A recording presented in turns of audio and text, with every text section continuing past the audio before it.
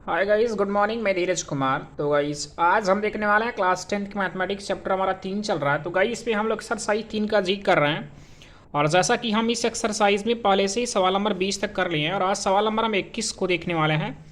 और जैसा कि सवाल नंबर 21 में कहा जा रहा है, इधर से हम देखते हैं गाइस। सवाल नंबर 21 में कहा जा रहा है कि एक मित्र दूसरे मित्र से कहता यदि मुझे 100 दे दो तो मैं आपसे 2 गुना धनी बन जाऊंगा। तो यहाँ पर गाइज ये प्रश्न में कहा जा रहा है कि एक मित्र दूसरे मित्र से कहता है कि यदि मुझे आप 100 रुपये यानी 100 रुपये अगर आप हमें दे देते हैं तो मैं आपसे, यहाँ से कह रहा कि मैं आपसे 2 गुना हो जाऊंगा। तो दूसरा जो मित्र है उत्तर देता है क्या कि यदि आप मुझे 10 दे देते हैं, अर्थात आप हमें 10 रुपये देते हैं, तो मैं आपसे 6 गुना धनी बन जाऊंगा। बताइए कि उनकी क्रमशः संपत्तियां क्या हैं। तो गाइज हमको यहाँ पर ये प्रश्न में कहा जा रहा है कि 2 मित्र हैं और दोनों मित्रों के बीच में बातचीत हो रही है और पहला मित्र जो है वो दूसरे मित्र से कहता कि आप हमें 100 रुपये अगर दे देते हैं तो मैं आपसे 2 गुना हो जाऊंगा। और ये जो दूसरा मित्र है ये उत्तर देता है, ये उत्तर क्या कहता है कि अगर आप हमें 10 रुपये देते हैं, यदि आप हमें 10 रुपये दे देते हैं तो मैं आपसे, जो कि इसमें ये 2 गुना था और ये जो दूसरा मित्र होगा यदि इसे 10 रुपये लेता है तो 6 गुना हो जा रहा है। तो कर हम यहाँ से 6 गुना हो जाएंगे। तो गाइस चलिए इस क्वेश्चन को हम लोग देखते हैं जो कि बहुत ही बेहतर क्वेश्चन करके दिया जा रहा है। तो गाइस हम सवाल नंबर 21 को कर रहे हैं। तो गाइस इसके पहले अगर आप हमारे वीडियो को नहीं देख पाए हैं या फिर इसके पहले अगर क्वेश्चन आप लोग नहीं सॉल्व कर पाए हैं तो आप प्ले लिस्ट में जा करके आप वहाँ से देख सकते हैं। हमारे वहाँ वीडियो सभी अपलोड किए जा रहे हैं या अपलोड किए गए हैं, आप वहाँ से देख करके क्वेश्चन आप सॉल्व कर सकते हैं। तो चलिए सवाल नंबर हम 21 को देखते हैं गाइस। तो गाइस इसमें हम कुछ इस प्रकार से आपको समझाने का प्रयास कर रहे हैं। जैसे मान लीजिए कि आपका पहला मित्र है और ये दूसरा मित्र बना जा रहा है। इस प्रकार से हम दिखा देते हैं कि आपका ये पहला मित्र है और ये आपका दूसरा मित्र है। और इस मित्र में पहला जो मित्र है यहाँ पर मैं दिखा देता हूँ कि ये आपका पहला मित्र है और इसके बाद ये आपका दूसरा मित्र करके दिया जा रहा है। तो गाइस इसमें ये कहा जा रहा है कि पहला मित्र दूसरे मित्र से कहता है कि आप यदि हमें आप 100 रुपये दे देते हैं, मतलब इसके पास जो भी धनराशि है, क्योंकि जब इसे 100 रुपये लेगा तो इसके पास पहले से ही कुछ धनराशि होनी चाहिए और होगी तभी तो 100 रुपये लेने से कहा जा रहा है कि इससे 2 गुना हो जा रहा है। तो अगर ये दूसरा व्यक्ति इसको 100 रुपये देता है, यदि इसको 100 रुपये देगा तो ये क्लियर है गाइस, इसके पास जो भी धनराशि होगा वो उससे ये ज़्यादा हो जाए। इसे मान लीजिए इसके पास अगर धनराशि, मैं समझ कर ये चलता हूँ भी क्वेश्चन में सॉल्व करूँगा, अगर मैं यहाँ से भी सपोज करूँगा कि अगर माना ये पहले मित्र के पास x रुपये है, अब ये मित्र x रुपये इसके पास जो संपत्ति है उससे जब दूसरे व्यक्ति से 100 रुपये लेता है तो इसके पास x प्लस 100 रुपये हो जाएगा। कितना हो जाएगा? x प्लस 100 रुपये। और ये दूसरा व्यक्ति है, इसके पास जो टोटल धनराशि होगी, और मैं यहाँ पर ये मानता हूँ कि चलिए दूसरे मित्र के पास टोटल y रुपये है और ये जब इसके पास y रुपये है, अगर ये अपने पहले मित्र को 100 रुपये देगा तो इसके टोटल धनराशि भी इसका 100 रुपये कम हो जाएगा। और कम का मतलब यहाँ पर हम माइनस कर सकते हैं, तो यहाँ पर हमारा हो जाएगा y माइनस 100। अब इसके बाद यहाँ पर जब पहला मित्र दूसरे मित्र से 100 रुपये लेता है तो इसके पास x प्लस 100 रुपये हो जाता है और इसके पास क्या होगा? y माइनस 100 हो जाता है। अब यहाँ पर दोनों के बीच में फिर ये बात चली कि अगर आप हमें 100 रुपये देते हैं तो मैं आपसे 2 गुना हो जाऊँगा। और जैसा कि ये जब 100 रुपये लेगा तो इससे 2 गुना हो जाएगा और ये ज़्यादा होगा 2 गुना। तो गाइस जैसा कि हम क्वेश्चन में समझ पा रहे हैं कि जैसे क्वेश्चन का जो समीकरण का चैप्टर होता है वो जो गुना वाली सिस्टम होती है वो उस क्या होता है, जैसे यहाँ पर अगर गुना कहा जाता है तो जिस अगर पक्ष में कहा जाए, जैसे अगर ये मित्र कह रहा मैं आपसे 2 गुना हो जाऊंगा तो इसका 2 गुना ना होकर के ये हो जाता है 2 गुना। अच्छा, इसके बाद यहाँ तक हमारा एक इक्वेशन बन जाएगा। और सेकंड इक्वेशन में अब ये दूसरा जो व्यक्ति है या दूसरा जो मित्र है ये अपने पहले मित्र से कहा था कि अगर आप हमें 10 रुपये देते हैं, अगर ये जो पहला मित्र है दूसरे मित्र को 10 रुपये अदा माने 10 रुपये अगर देता है, अगर अब ये 10 रुपये इसको देगा तो इसके पास 10 रुपये बढ़ेगा और इसके पास 10 रुपये घटेगा और इसकी टोटल धनराशि मैंने माना x है और इसको क्या माना था? y माना था। अब ये 10 रुपये निकाल कर इसको देगा तो इसका x माइनस 10 हो जाएगा और इसका क्या होगा? ये 10 रुपये प्लस में होगा। तो यहाँ पर हम दिखा सकते हैं 10 रुपये इसको ज़्यादा मिल रहा तो y प्लस यहाँ से आप इसको 10 कर सकते हैं। तो चलिए गाइस हम इस क्वेश्चन को बहुत ही बेहतर तरीके से करने वाले हैं जैसा कि आप समझ पाए हैं। और इसके बाद 6 गुना को लेकर चर्चा किया गया जो कि यहाँ पर अब ये इसको दे रहा है। अब दूसरा व्यक्ति कह रहा मैं यहाँ से 6 गुना हो जाऊँगा, तो 6 गुना ये नहीं आपका ये बन जाएगा। तो चलिए देखते हैं गाइस इसमें। तो गाइज हम यहाँ पर करते क्या है कि पहले हम यहाँ पर ये क्वेश्चन को समझते हैं कि जो जो पहला मित्र है इसके पास टोटल धनराशि या संपत्ति कितनी है, उसको यहाँ पर हम दिखाते कि माना पहले मित्र के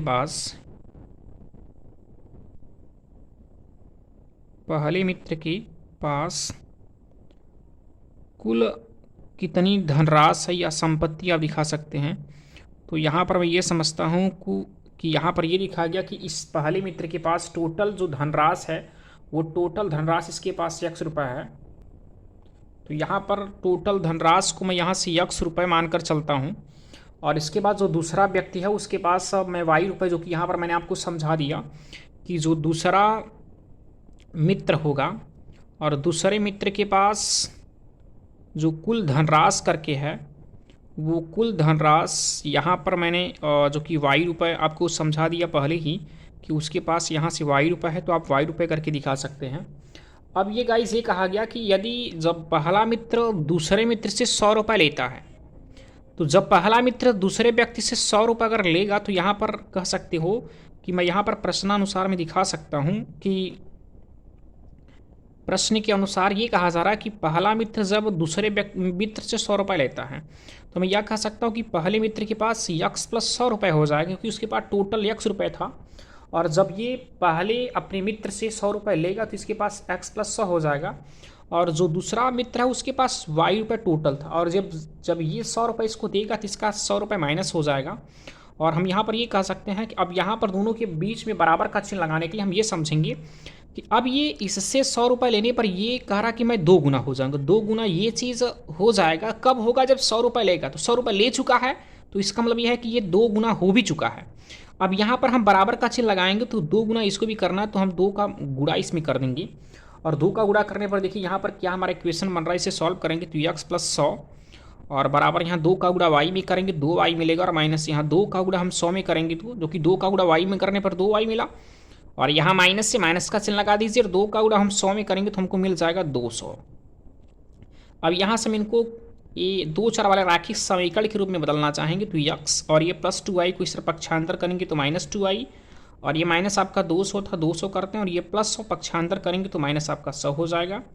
अब यहाँ से x माइनस 2y बराबर ये माइनस 100 और माइनस 200 और माइनस 100, जो कि माइनस माइनस प्लस कर देंगे। 200 को अगर 100 को जोड़ेंगे तो 300 मिलेगा, और बड़ी संख्या का चिन्ह माइनस, तो हम यहाँ से लिख सकते हैं माइनस 300, और इसे हम समीकरण नंबर 1 मानकर चलते हैं। अब इसके बाद गाइज हम यहाँ पर ये पुनः प्रश्नानुसार या पुनः क्या कहा जा रहा है प्रश्न में पुनः ये कहा जा रहा है कि यदि, यहाँ मैंने आपको समझाने का भी प्रयास किया और आप समझ भी गए होंगे। अब दूसरा मित्र जो है ये उत्तर देता है कि अगर आप हमें 10 रुपये दे देते हैं, जब ये 10 रुपये इसको दे देगा तो इसके पास x माइनस 10 रुपये बचेगा, और इसके पास क्या होगा या y प्लस 10 हो जाएगा। तो हम यहाँ दिखा सकते हैं कि x माइनस 10 ये पहला मित्र के पास और दूसरे मित्र के पास y प्लस 10 हो जाएगा।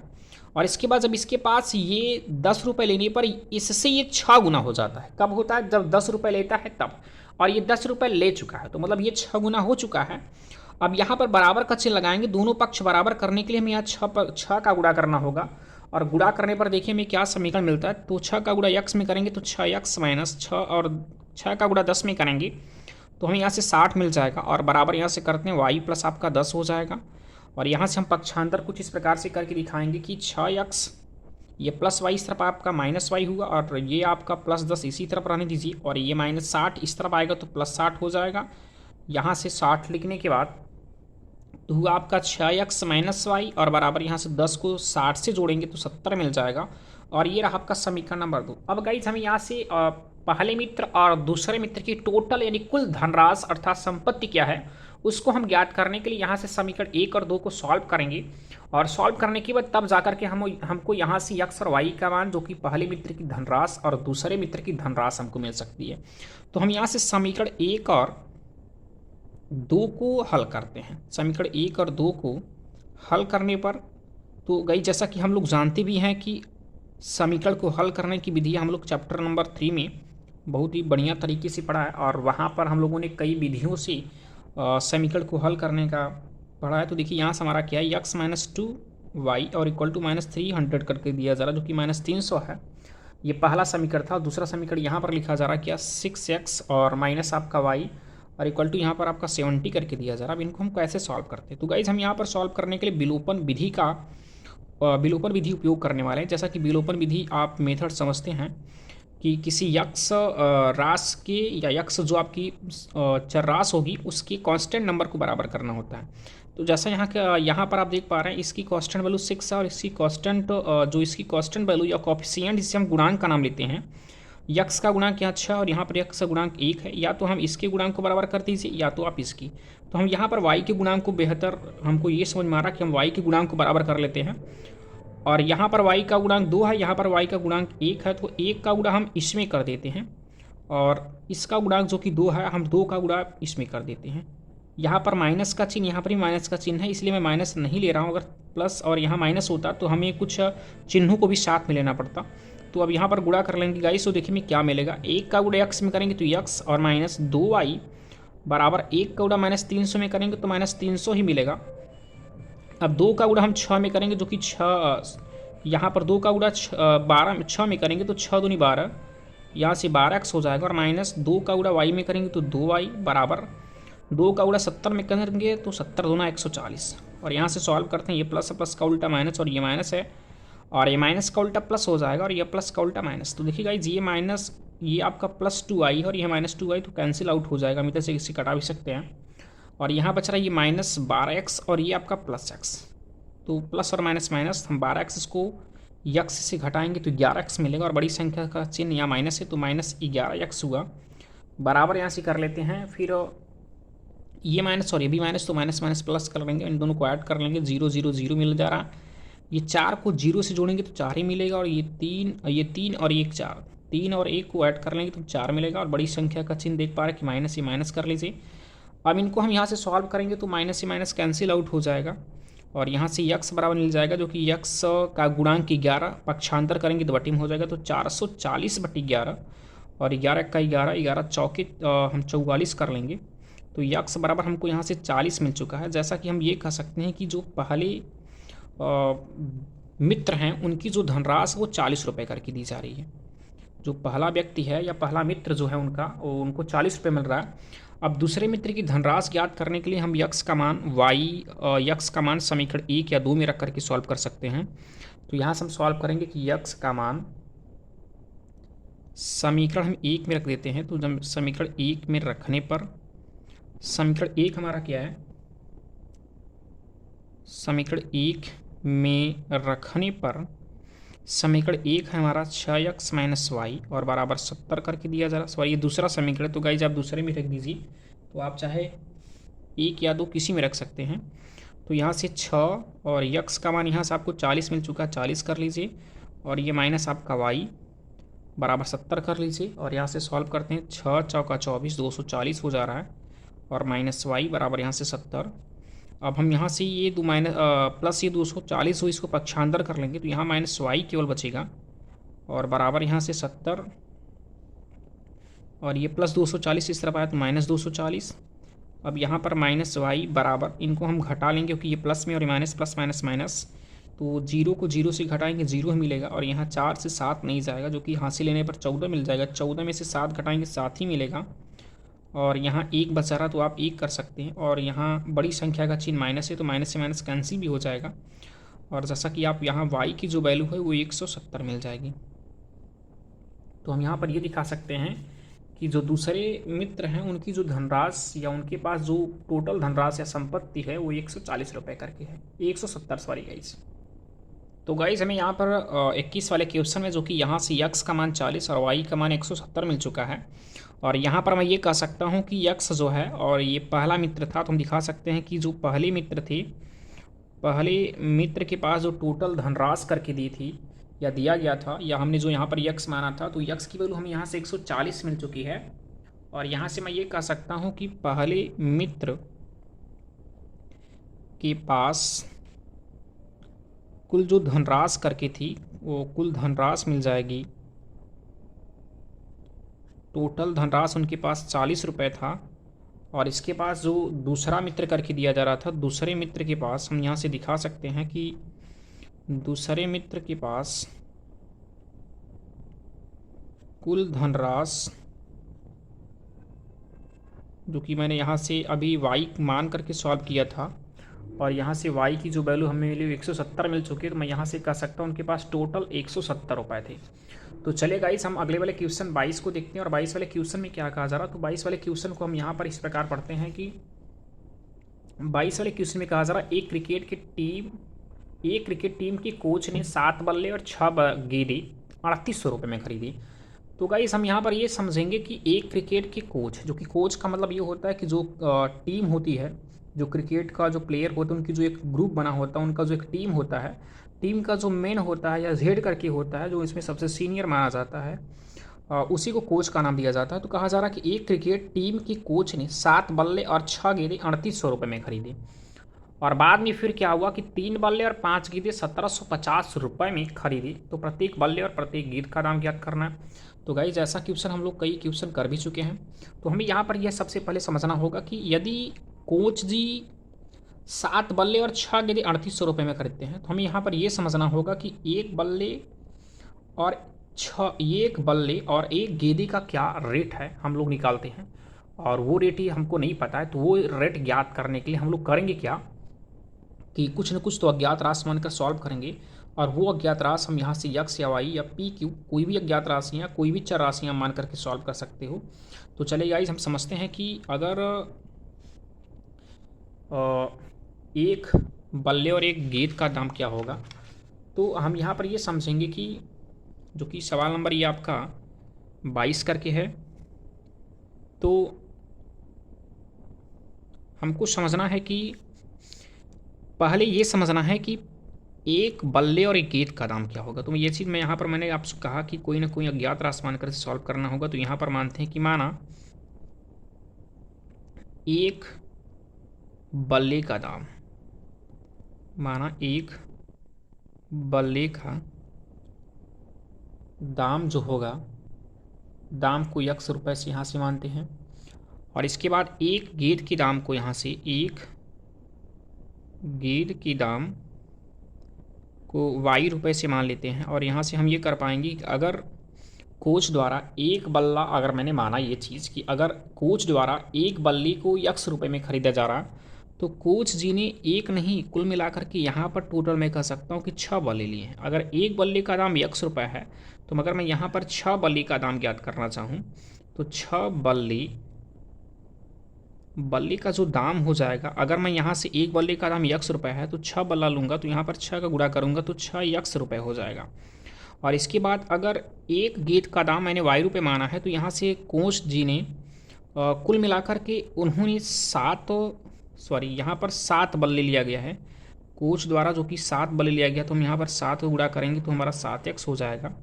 और जो कि 6 गेंद लिया गया है, तो एक गेंद का दाम y रुपये है, तो हम यहाँ 6 अगर गेंद का दाम निकालेंगे तो 6 गेंद का दाम क्या हो जाएगा, तो 6 गेंद का दाम यहाँ से हम निकालेंगे तो एक गेंद का दाम y रुपये, तो 6 का गुणा करेंगे तो इसमें आपका 6 y रुपये हो जाएगा।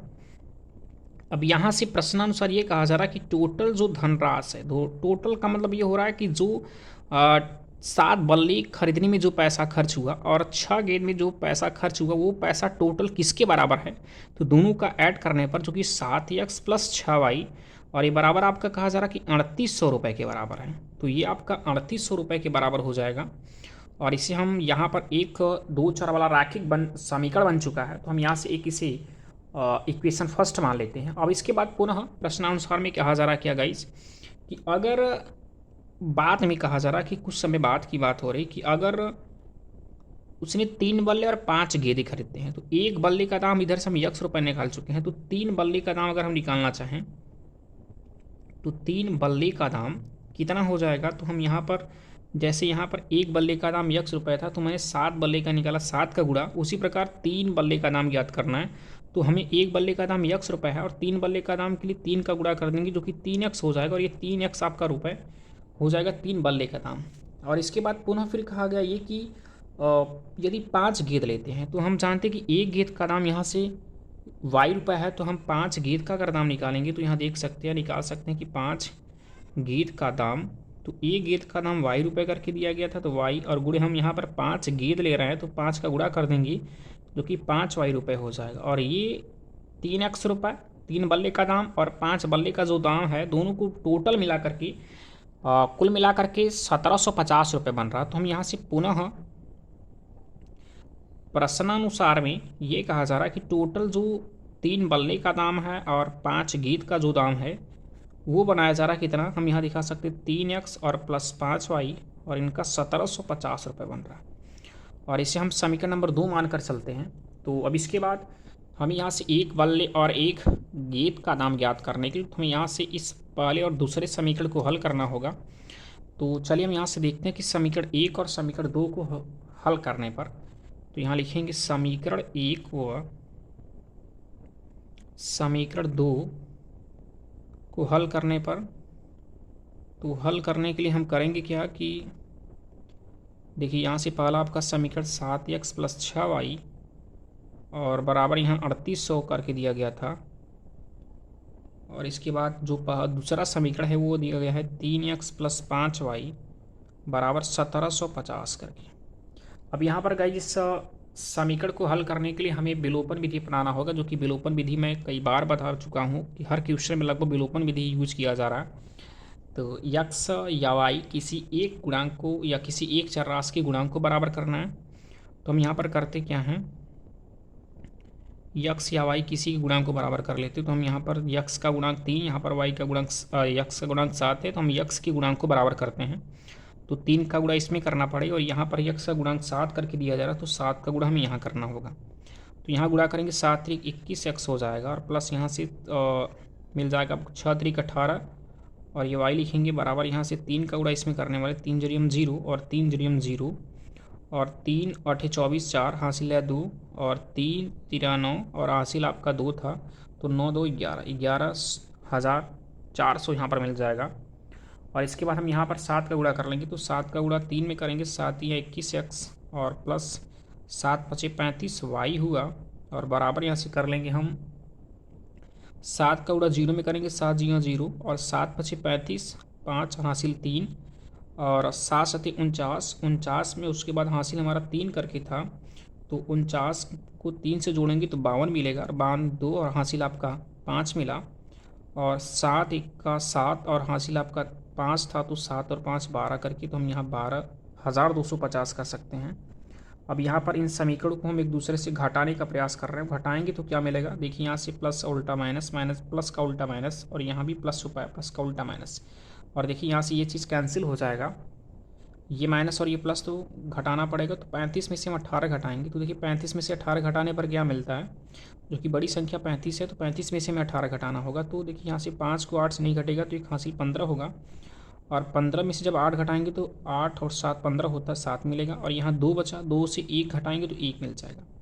और देखिए बड़ी संख्या का चिन्ह माइनस है, तो माइनस कर लीजिए, और ये आप वाई नोट कर लीजिए बराबर ये माइनस और ये प्लस, प्लस और माइनस माइनस, जो कि घटाया जाएगा, और बड़ी संख्या में से आप छोटी संख्या घटाएंगी, और बड़ी संख्या आपका ये है और छोटी संख्या ये है, तो घटाने का प्रयास करते हैं। 0 से 0 घटाएंगे 0 मिलेगा, और यहाँ 5 को 0 से घटाएंगे 5 ही मिलेगा, और ये 2 से आप 4 घटाएंगे नहीं घटेगा, तो 1 हासिल लेगा, तो 12 हो जाएगा। 12 को जब 4 से घटाएंगे तो 8 मिलेगा, और यहाँ बचेगा 1 1 से 1 0 और 1 से 1 0, तो यहाँ हमें मिला 850। इसके बाद गाइस ये बड़ी संख्या का चिन्ह माइनस से माइनस कर लेते हैं, तो यहाँ से माइनस कैंसिल भी हो जाएगा, और ये y इक्वल टू हो जाएगा 850 बटे आप यहाँ 17 दिखा सकते हैं, और यहाँ से 17 25 85 आप कर सकते हैं, 17 का 17 17 25 85, और यहाँ से 0 आपको मिल जाएगा, नहीं सब कुल मिलाकर टोटल में दिखा सकते हैं y इक्वल टू 50 मिलेगा। और यहाँ से y इक्वल टू 50 अगर हमें मिल चुका है, तो y अभी मैंने देखा था कि एक गेंद का दाम जो कि y रुपये माना था, तो हमको ये समझ में आ चुका है कि एक गेंद का दाम 50 रुपये मिल चुका है।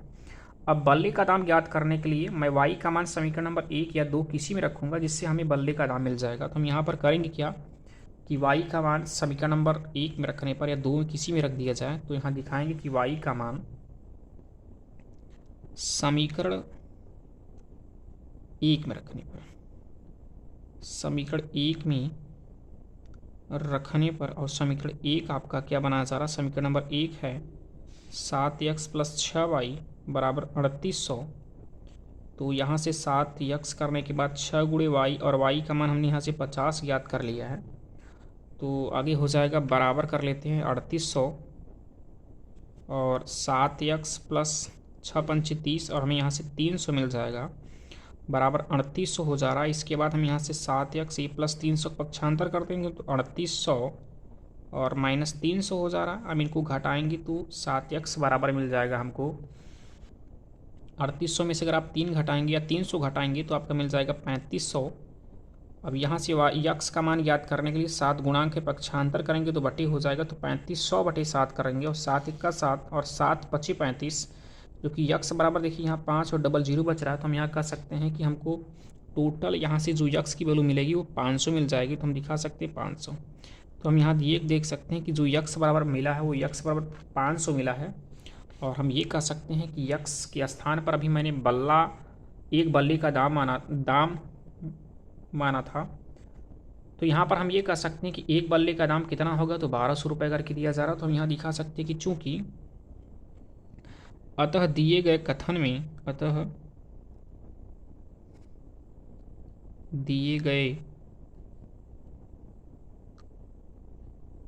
में एक बल्ले का दाम 500 रुपये और इसके बाद जो एक गेंद का दाम करके दिया जा रहा है, एक गेंद का जो दाम होगा वो जो कि y इक्वल टू मैंने माना था और y का हमारे इधर से 50 मिल चुका है तो 50 रुपये हो जाएगा।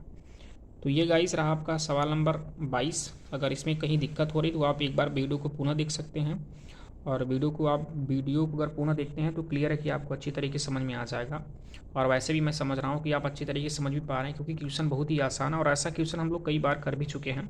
तो चलिए गाइस, मैं इस एक्सरसाइज जो कि प्रश्नावली 3 का जी चल रहा है और इसमें हम लास्ट क्वेश्चन जो कि 23 वाला क्वेश्चन है, 23 वाले क्वेश्चन को करने वाले हैं और इसको करने के बाद हम अगले एक्सरसाइज की तरफ चलेंगे। और गाइस आप ध्यान दीजिएगा कि हमारे वीडियो को आप ऑनलाइन देखिएगा और ज़्यादा से ज़्यादा लोगों में शेयर कीजिए और अपने दोस्तों में शेयर ज़रूर कीजिएगा और दोस्तों को आप साथ जोड़ने का प्रयास कीजिए और हमारे चैनल को सपोर्ट कीजिए। तो चले गाइस, हम सवाल नंबर 23 से चर्चा करने वाले हैं। जैसा कि सवाल नंबर 23 में कहा यह जा रहा है कि एक नगर में टैक्सी के भाड़े में एक नियत भाड़े के अतिरिक्त चली गई दूरी पर भाड़ा सम्मिलित किया गया है। तो यहाँ पर ये कहा जा रहा है कि एक नगर में टैक्सी के भाड़े में एक नियत भाड़े के अतिरिक्त चली गई दूरी भाड़ा भी सम्मिलित किया जा रहा है। 10 किलोमीटर दूरी के लिए भाड़ा जो है 105 रुपये लगता है और 15 किलोमीटर के लिए भाड़ा 155 रुपये लगता है। नियत भाड़ा तथा प्रति किलोमीटर भाड़ा क्या होगा? एक व्यक्ति यदि 25 किलोमीटर जाता है तो उसके लिए कितना भाड़ा देना होगा? तो गाइज हम यहाँ पर ये समझेंगे कि हमसे प्रश्न में ये कहा जा रहा है कि एक नगर में टैक्सी का जो भाड़ा है वो नियत भाड़े, जैसे मैं यहाँ सवाल नंबर इससे जो कि 23 वाला है तो हम 23 वाला यहाँ पर लिखते हैं 23 क्वेश्चन और मैं आपको अच्छे तरीके से समझाने का प्रयास करूँ। समझिए क्या कहा जा रहा है कि एक नगर में टैक्सी के भाड़े में एक नियत भाड़े की अतिरिक्त चली गई दूरी पर भाड़ा सम्मिलित किया जा रहा है। तो गाइस जैसे अगर मान लीजिए कि हमको अगर 2 4 10 किलोमीटर जाना है, जैसे मान लीजिए कि हमें ए से लेकर यहाँ जो कि मैं पॉइंट ए मानता हूँ, यहाँ पर पॉइंट बी मानता हूँ, यहाँ पर पॉइंट सी और यहाँ पॉइंट डी मानता हूँ और यहाँ पर पॉइंट ई मानता हूँ। माना ये क्या कि इन सब के बीच में 1-1 किलोमीटर का अंतर है। तो प्रश्न में ये कहा गया कि जैसे अगर आप यहाँ से यहाँ तक जाना चाहते हैं तो यहाँ से यहाँ तक जाने में जो आपको भाड़े का चार्ज लगेगा, यानी भाड़ा लगेगा वही भाड़ा आपका इसमें भी लगेगा, यानी प्रति किलोमीटर भाड़ा आपका नियत रहेगा। और नियत भाड़ा यहाँ पर होने के अलावा भी एक अतिरिक्त भाड़ा लेने की प्रयास कर रहा है। जैसे हम यहाँ से यहाँ तक जाएंगे 5 किलोमीटर, मान लीजिए यहाँ से यहाँ तक 1 किलोमीटर का 5 रुपये हुआ। अब इसके बाद यहाँ से लेकर यहाँ तक जाने में तो क्या करा कि उसकी अतिरिक्त भी पैसा ले रहा, हो सकता है 5 के अलावा 6, मतलब 5 रुपये नियत भाड़ा हुआ। नियत से भी अतिरिक्त चली गई दूरी पर भाड़ा ले रहा है, मतलब नियत 5 रुपये। अब यहाँ भी 5 रुपये होना चाहिए। बिंदु ए से लेकर बी तक 1 किलोमीटर, यहाँ भी 5 रुपये। अब बी से लेकर सी तक यहाँ भी 5 रुपये होना चाहिए। लेकिन क्वेश्चन में कहा जा रहा है कि टैक्सी का किराया जो है नियत भाड़े से अतिरिक्त लिया जा रहा है। तो यहाँ से 5 लेना चाहिए, लेकिन 5 न लेकर हो सकता है 6 लेता है। अब वही हमें ज्ञात करना है कि नियत भाड़ा क्या होगा और जो अतिरिक्त भाड़ा लेता है वो अतिरिक्त भाड़ा कितना होगा। तो इसको हम समझ कर चलते हैं। तो यहाँ पर हम देखते हैं कि मानते हैं कि जो नगर में टैक्सी चल रहा है, टैक्सी का नियत पहले यहाँ पर जो नियत भाड़ा होगा उसी मानते हो। दिखाते हैं टैक्सी का नियत भाड़ा। तो टैक्सी का जो नियत भाड़ा होगा उसे हम x रुपये मान सकते हैं, या मानते हैं। और इसके बाद हम दिखाते ये हैं कि तो यहाँ से टैक्सी का नियत जो भाड़ा हुआ वो ₹100 हुआ। और इसके बाद टैक्सी के नियत भाड़े के अतिरिक्त जो होगा वो यहाँ पर हम दिखाएंगे कि नियत भाड़े, यहाँ से टैक्सी का नियत भाड़ा जो कि मैंने ₹100 हुआ, और प्रति किलो का जो भाड़ा होगा वो कितना होगा। तो हम यहाँ पर दिखाएंगे कि प्रति यानी 1 किलोमीटर का भाड़ा बराबर, प्रति किलोमीटर का भाड़ा को मैं Y रुपये से मानता हूँ। अब यहाँ से गाइस हमको ये समझना है कि प्रश्न के अनुसार, जो कि प्रश्न में ये कहा जा रहा है कि अगर व्यक्ति 10 किलोमीटर जाना चाहता है तो उसके लिए ₹105 उसको अदा करना पड़ रहा है। टैक्सी का किराया जो होगा टोटल ₹105। तो व्यक्ति अगर 10 किलोमीटर जाएगा तो उसमें नियत भाड़ा भी उसका जुड़ा रहेगा। तो हम यहाँ पर अगर नियत भाड़ा यक्स लिए और इसके बाद उसका जो अतिरिक्त भाड़ा है 1 किलोमीटर अगर मान लीजिए कि उसको Y रुपये लगता है, तो 10 किलोमीटर जाएगा तो कितना लग जाएगा 10Y। तो यहाँ से हमारा 10Y हो जाएगा। और उसके बाद ये नियत भाड़ा और ये 10 किलोमीटर का ये वाला भाड़ा दोनों को जोड़कर ₹105 दे रहा है। तो हम यहाँ पर, जो कि ये हमारा पहला इक्वेशन बन जाएगा और हम इसे पहले इक्वेशन से दिखा देंगे। और इसके बाद फिर ये कहा गया कि जो हमारा पुनः प्रश्नानुसार बनेगा, पुनः प्रश्नानुसार में ये कहा जा रहा है कि अगर व्यक्ति 15 किलोमीटर जाना चाहता है तो 15 किलोमीटर का मतलब यह है कि अगर 15 किलोमीटर जाएगा तो उसमें नियत भाड़ा भी जुड़ा रहेगा। और इसके बाद अगर 1 किलोमीटर जाता है तो उसका Y रुपये लग रहा है। तो 15 किलोमीटर जाएगा तो हो जाएगा 15 का गुणा Y में करेंगे तो 15Y होगा। और बराबर कितना पैसा दे रहा है ₹155। और ये हमारा समीकरण नंबर 2 बन जाएगा। तो हम समीकरण 1 और 2 को सॉल्व करते हैं। तो यहाँ लिखेंगे समीकरण 1 और 2 से, समीकरण 1 और 2 से दिखाएंगे। तो समीकरण 1 जो हमारा होगा, यहाँ से देख पा रहे हैं कि या समीकरण 1 और 2 को सॉल्व कर रहे हैं, तो हम समीकरण 1 और 2 को घटा देंगे तो हमारा लगभग, देखिए यहाँ से एक्स घटा देंगे तो आपका कैंसिल हो जाएगा। तो समीकरण 1 और 2 को घटाने पर, तो यहाँ पर घटाते हैं तो घटाने पर क्या मिलेगा देखते हैं। x प्लस 10y बराबर 105 और यहाँ से x प्लस 15y बराबर 155 करके है। इनको हम घटा रहे हैं तो प्लस का उल्टा माइनस, प्लस का उल्टा माइनस, और यहाँ भी 155 के पहले प्लस छुपा हुआ तो यहाँ भी प्लस का उल्टा माइनस। ये x से x कैंसिल हो जाएगा क्योंकि प्लस x और प्लस x, यहाँ पर माइनस x है और ये प्लस x कैंसिल हो जाएगा। ये -15y और ये प्लस 10y। तो यहाँ प्लस माइनस माइनस, तो 15 में से 10 जाएगा तो 5 बचेगा और बड़ी संख्या का चिन्ह माइनस, ये माइनस बराबर 155। यहाँ माइनस में, यहाँ पर 105 प्लस में है और यहाँ पर बड़ी संख्या 155 में से अगर हम 5 घटाएंगे, 105 घटाएंगे तो 50 मिलेगा और बड़ी संख्या का चिन्ह माइनस, से माइनस भी कैंसिल आउट।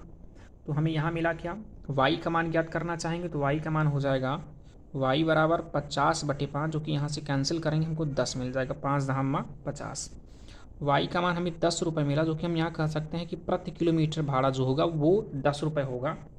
अब हमें यहाँ नियत भाड़ा ज्ञात करना है। तो नियत भाड़े के लिए हम करेंगे क्या, y का मान समीकरण नंबर 1 या 2 किसी में रखने पर सॉल्व कर सकते हो। तो हम यहाँ पर ये दिखाते हैं कि y का मान समीकरण 1 में रखने पर, समीकरण 1 क्या है, x प्लस 10y बराबर 105। तो x प्लस 10 गुणे y, और y का मान यहाँ से मैं 10 ज्ञात कर चुका हूँ तो 10 हो जाएगा बराबर 105, और x प्लस 10 दहम्मा 100 बराबर 105, और इस प्लस 100 को पक्षांतर कर लेंगे तो 105 माइनस 100, जो कि x 105 में से 100 घटाएंगे तो 5 मिलेगा। तो हम ये कह सकते हैं कि x बराबर 5 मिल चुका है। तो x बराबर 5 होने का मतलब ये है कि हम यहाँ से ये कह सकते हैं कि जो हमारा ये नियत भाड़ा करके था, नियत भाड़ा हमको ₹5 मिल रहा है। तो यहाँ दिखाएंगे कि अतः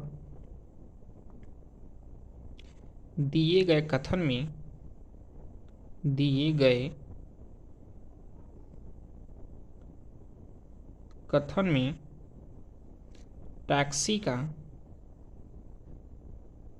नियत भाड़ा, टैक्सी का जो नियत भाड़ा है, नियत भाड़ा को हम दिखाएंगे। तो नियत भाड़ा हमको, जो कि यहाँ से x बराबर मैंने हल माना था, x स्थान पर हमको ₹5 मिला, तो हम दिखा देंगे कि नियत जो भाड़ा होगा वो ₹5 होगा। और जो 1 किलोमीटर यानी प्रति किलोमीटर का हम दिखा सकते हैं कि प्रति किलोमीटर, प्रति का मतलब 1 होता है, प्रति किलोमीटर मीटर का किराया या भाड़ा कह सकते हैं, भाड़ा जो मिला हमें वो मैंने भी y से माना था, y इक्वल टू हमें यहाँ से 50 मिला है, सॉरी y इक्वल टू 10 मिला है। तो y के स्थान पर 10 लिखेंगे यानी 50 रुपये होगा। और हम यहाँ से ये कह सकते हैं प्रति किलोमीटर का हमें यहाँ से सॉरी गाइस 10 रुपये होगा, तो हम यहाँ से 10 रुपये दिखा देंगे। तो ये रहा गाइस हमारा इस एक्सरसाइज प्रश्नावली 3G का पूरा क्वेश्चन, जो कि 23 तक क्वेश्चन हमने सॉल्व कर लिया है। जो क्वेश्चन आप गाइस नहीं देख पाए वीडियो, वो हमारे प्लेलिस्ट में जा करके आप देख सकते हैं। सभी वीडियो अपलोड करके दिए, एक ही क्वेश्चन में बनाकर भेजा हूँ। और जो भी दिक्कत है आप में कमेंट कीजिए, मैं वीडियो फिर से अपलोड करूँगा। जो भी दिक्कत होगा, अगर एग्जाम्पल में दिक्कत है तो आप एग्जाम्पल को कमेंट कीजिए, मैं एग्जाम्पल को अलग से उसका वीडियो बनाकर भेजूँगा। और जहाँ दिक्कत होगा गाइस उसके लिए मैं अलग से वीडियो बना दूँगा। तो गाइस आज के लिए इतना ही। Okay, thank you.